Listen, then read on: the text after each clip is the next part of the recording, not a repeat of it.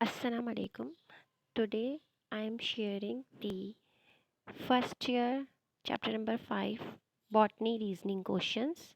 Variety of life. The name of the chapter is. Now the question number 1 is, why do biologists considers kingdom Protista as a polyphyletic group of organism? कि biologist जो है वो kingdom protista को polyphyletic group of organisms क्यों कहते हैं? क्योंकि word पॉलीफाइटिक का मतलब होता है कि organism which have many ancestors and because of the great diversity protists are difficult to characterise. यानी कि in kingdom Protista different type of ancestors और misfit organisms can be included, or if they are difficult to characterize they will put in the kingdom protista because they do not share a single common ancestors. Number 2 question is, name the two ways to represent taxonomic hierarchy. दो veg क्या हैं जैसे हम taxonomic हायरची को represent कर सकते हैं? एक बॉक्स इन बॉक्स होती है और एक डेंड्रोग्राम होती है। दो वेज हैं जिनसे हम डिस्क्राइब कर सकते हैं हायरची को, taxonomy. Why viruses are not place in any of the 5 kingdom of living organisms. Viruses को हम ना ही किंगडम एनिमेरिया में डाल सकते हैं, ना ही प्लांटी में, ना ही मुनेरा में, ना ही प्रोटिस्टा में, मिसफिट वाले में भी नहीं डाल सकते, प्रोटिस्टा में भी या प्रोटोक्टिस्टा में भी नहीं डाल सकते। क्यों? क्योंकि ये यूनिक ऑर्गेनिजम्स हैं और they have they do not have any organelle. कोई एक पर्टिकुलर ऑर्गेनल नहीं होता, जस्ट एक कैप्सूल लाइक स्ट्रक्चर होता है और उस कैप्सूल लाइक स्ट्रक्चर में या बॉडी के अंदर जो प्रोटीन से मिलके बनी हुई होती है डीएनए या आरएनए होता है। और ना ही उनकी कोई सेल मेम्ब्रेन होती है, ना ही कोई ये अपनी परफॉर्म कर रहे होते हैं ऐसी कोई मेटाबॉलिक एक्टिविटीज़, और they are dead outside the living organism, only in the living bodies they are living.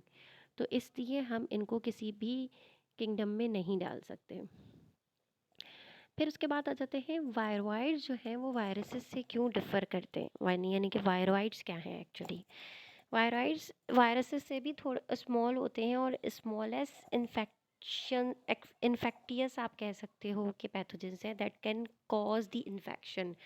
they have the ability to cause the infection and they are composed of short strand of circular single stranded RNA। ये circular structure में इनका RNA होता है और इसकी कोई protein code भी नहीं होती, जैसे वायरसेस पे प्रोटीन कोड होती है वो भी नहीं होती।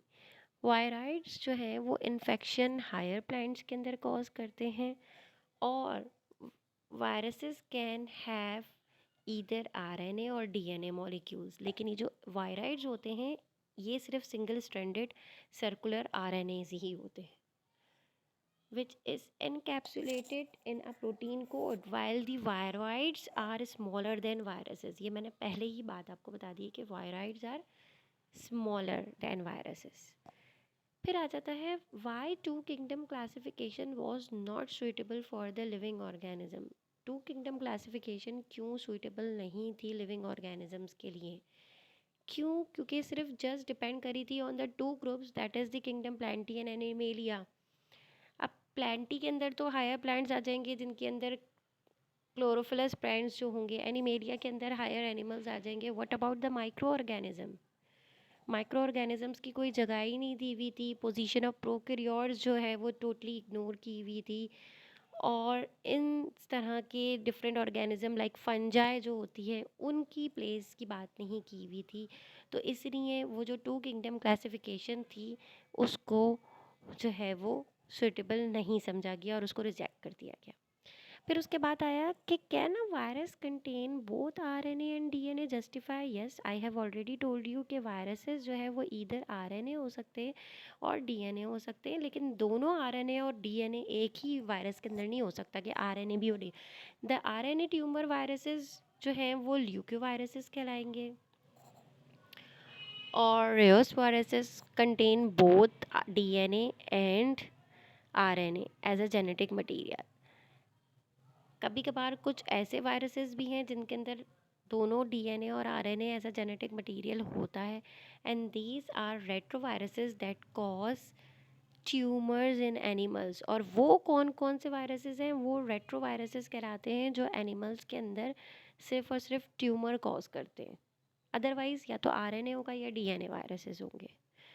Y is genetic considered as the final tool of classifying living organism? Genetics को आप फाइनल टूल पे क्यों रख रहे हैं लिविंग ऑर्गेनिजम्स को क्लासिफाई करने के लिए? पहले तो आप होमोलॉजी देखेंगे, साइटोलॉजी देखेंगे, इस तरह की चीज़ें देखते हैं। जेनेटिक्स आप सबसे आखिर में क्यों देखते हैं? क्योंकि कैरेक्टर्स जो इनहेरिट होते हैं पेरेंट्स से ऑफस्प्रिंग में, सारे मॉर्फोलॉजिकल, साइटोलॉजिकल और बायोकेमिकल जब आप कैरेक्टरिस्टिक्स चेक कर लेंगे तो उसके बाद जेनेटिक कॉम्बिनेशन पे आप चेकिंग पे आएंगे और उसकी डीएनए को चेक करेंगे। इफ़ दे मैच, फिर आप उसको एक ग्रुप में रख देंगे। What was the major snag in Whittaker scheme? Major snag क्या था वाइटेकर स्कीम में? The major snag of his scheme was placing of unicellular algae in Protoctus and multicellular algae in plant kingdom। तो ये सबसे बड़ी इसके अंदर snack थी, ये सबसे बड़ा जो है वो इसके अंदर प्रॉब्लम था कि इन्होंने यूनिसेलुलर एल्गी को तो प्रोटोक्टस में रख दिया और मल्टी सेलुलर एल्गी को किंगडम प्लांटी में डाल दिया।